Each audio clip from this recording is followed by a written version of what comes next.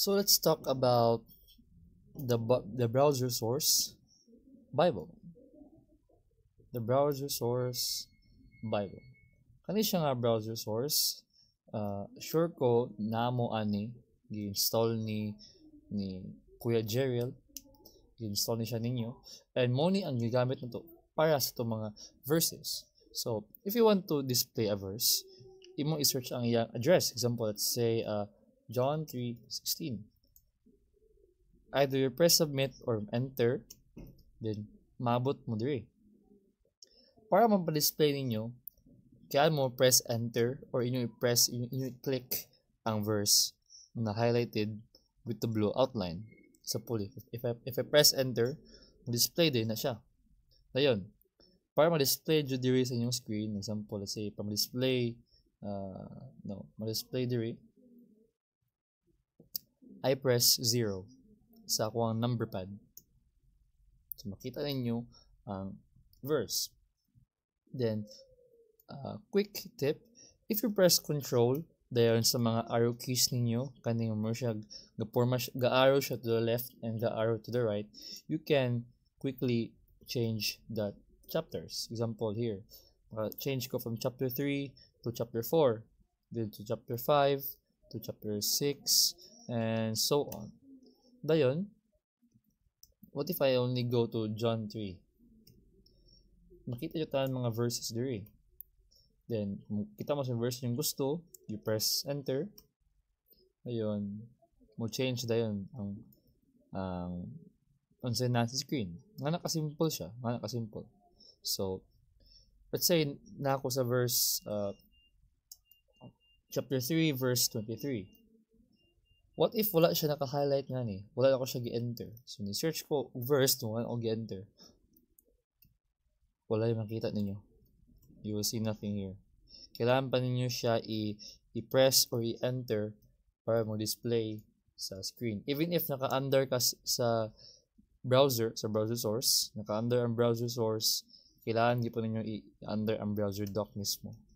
So, yeah, nga nakasimple ba gamit ang verse? Ay nga browser. Then, you can change the list. You can also add a list.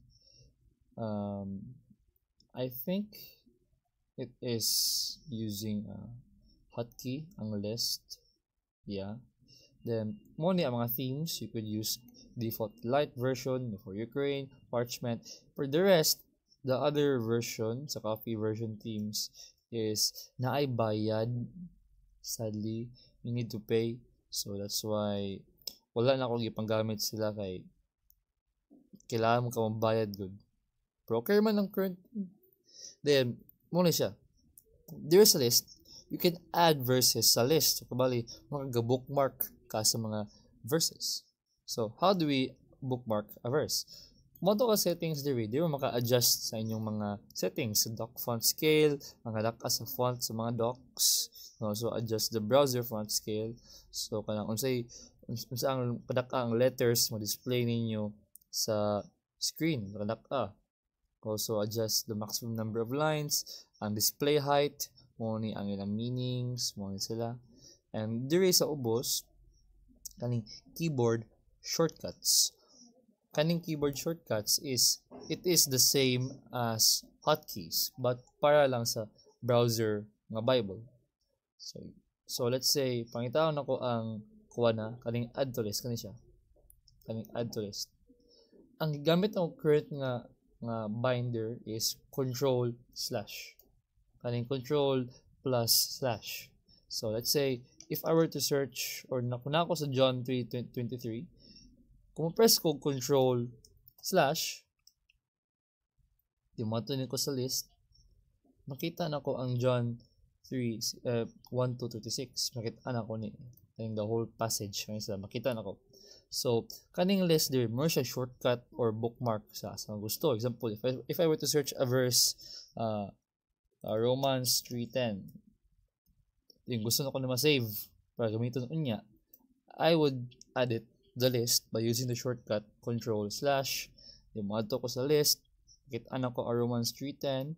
Then what if mabalik ko sa John 3:1-26, ako i-press ni, then balik na ko diri.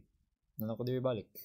So nga naka-simple para makagamit-gamit ka sa Bible nga doc. So thank you.